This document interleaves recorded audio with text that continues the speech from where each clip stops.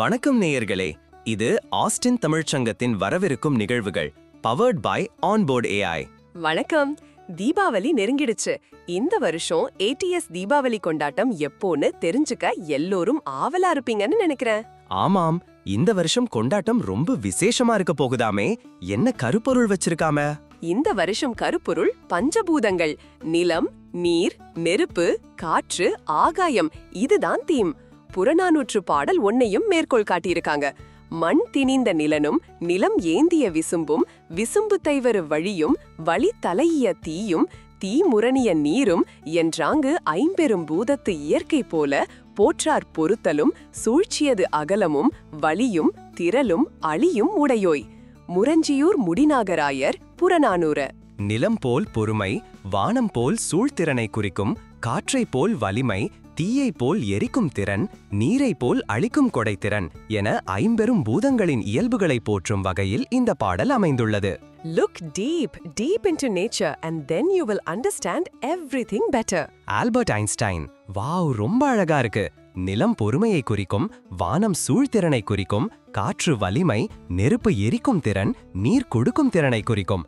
கலை நிகழ்ச்சிகள் எல்லாமே பஞ்சபூதங்களை அடிப்படையாக கொண்டதாக மட்டுமே இருக்க வேண்டும். கரெக்ட். கலை நிகழ்ச்சிக்காக பாடல்கள் செலக்ட் பண்ணும்போது நிலம், நீர், நெருப்பு, காற்று, ஆகாயம் இத பத்தின பாட்டாதான் இருக்கணும்.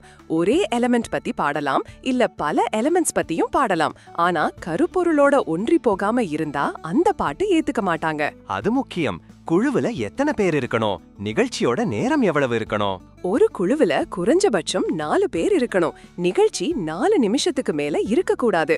பதிவு செய்யறதுக்கு என்னென்ன தேவைன்னு சொல்றேன். சொல்லுங்க, நோட் பண்ணிக்கிறேன். பங்கேற்பாளரோட முதல் மற்றும் கடைசி பெயர், அதுவும் ஆங்கிலத்திலையும் தமிழ்லையும் வேணும். 18 வயசுக்கு கீழே இருந்தா வயசு, நீங்க செலக்ட் பண்ண பாட்டோட முதல் 3 வரிகள், குழுவோட பேரு, ஒரு ஒருங்கிணைப்பாளர், ஒரு ஆசிரியரோட பேரு, உங்க நிகழ்ச்சி பத்தின சின்ன அறிமுகம். வேற என்ன வேணும்? முக்கியமா உங்க குழுவோட ஏற்கனவே ஏதாவது நிகழ்ச்சி பண்ணியிருந்தா அந்த வீடியோ, இல்லனா முதல் தடவைனா பயிற்சி செய்யற வீடியோவை பதிவேற்றம் பண்ணணும். பதிவு செய்யற தேதி சீக்கிரமே அறிவிப்பாங்களாம்.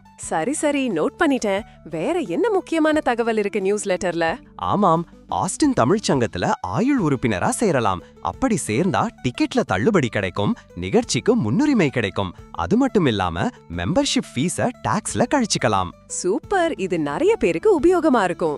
ஆமாம். அப்புறம் ஆஸ்டின்ல இருக்கிற தமிழ் பள்ளிகள் பத்தின தகவல் கொடுத்திருக்காங்க. உங்களோட குழந்தைங்களுக்கு தமிழ் கத்து கொடுக்கணும்னு நினைச்சா அந்த விவரங்களையும் நீங்க நியூஸ் லெட்டர்ல காக்கலாம். நல்ல விஷயம்.